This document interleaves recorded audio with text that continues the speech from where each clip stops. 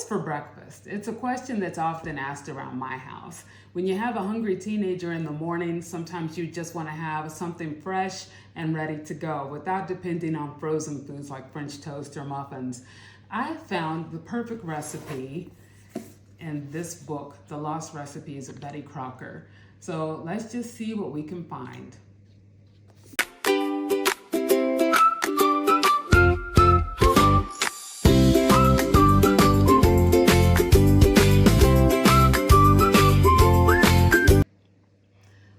Welcome to the Old Recipe Kitchen. My name is Yvonne. As I said before, today we are discussing breakfast items.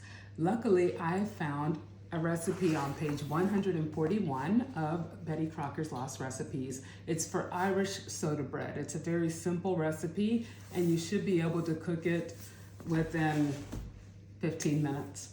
The recipe calls for 2.5 cups of all-purpose flour, 2 tablespoons of sugar, 1 teaspoon of baking soda, 1 teaspoon of baking powder, half a teaspoon of salt, 3 tablespoons of softened butter, 1/3 cup of raisins if you want, and 3/4 cup of buttermilk.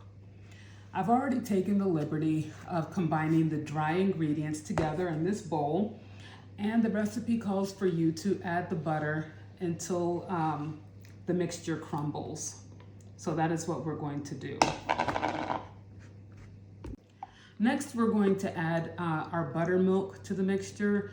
You don't have to add all of the buttermilk. You just have to make sure that you add enough to where it doesn't cling to the sides of the bowl.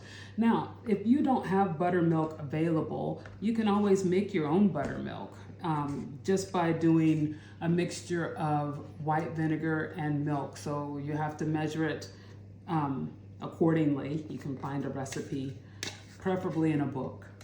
All right, so the recipe calls for raisins, but I've never been a big fan of raisins. So I'm going to add chocolate chips. I hope it doesn't melt too much. We'll see. So far, I did have to add all the buttermilk. It has not stuck to the sides of the bowl, which is a good sign. The next step is that we have to dump this dough onto a floured surface and roll it into a ball. Luckily, Irish soda bread doesn't have to be beautiful. It just has to taste good. So wish me luck. So I'm trying to get this to all stick together. It makes me think that maybe it needs a little bit of liquid. Like I said, it's not supposed to be any certain shape. It just has to be one shape, but it has a lot of crumbs, more than I expected. So I may pause and maybe add a little bit of liquid, like some water or something. Oh no, wait, it's coming together.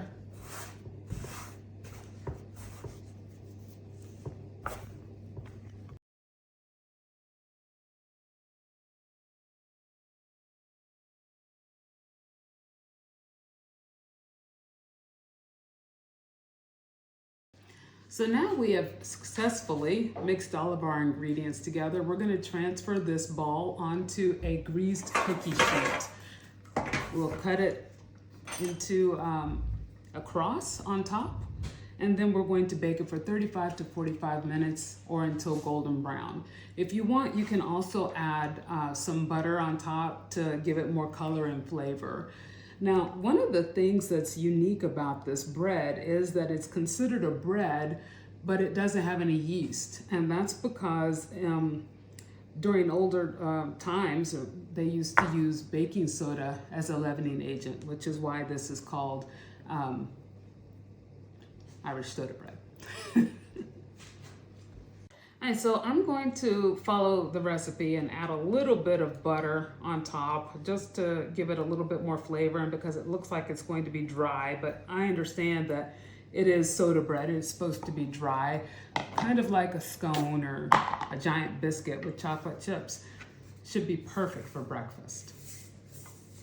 All right, so I'm learning that every week I do these videos, it seems like I always forget something. This week I forgot to actually cut the butter into the dough and, you know, that way make it a little bit more uniform. However, I do think that the soda bread turned out well.